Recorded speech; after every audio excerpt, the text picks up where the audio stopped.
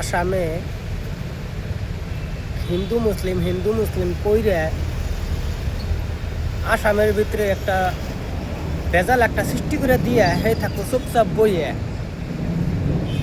কারণ হে তো আর আমাকে কামাই করে খাওয়া না, সরকারও তো আমাকে কামাই করে দেয় না, না হিন্দু বাইরেও তো কামাই করে দেয় না, না মুসলমান বাইরেও তো কামাই করে দেয় না।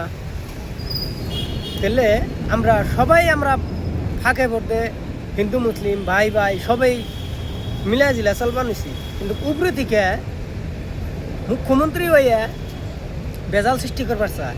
কিন্তু হিন্দু বাইরে তো বানা যে মুসলিমকে মাইরা দুরা শেষ করুম।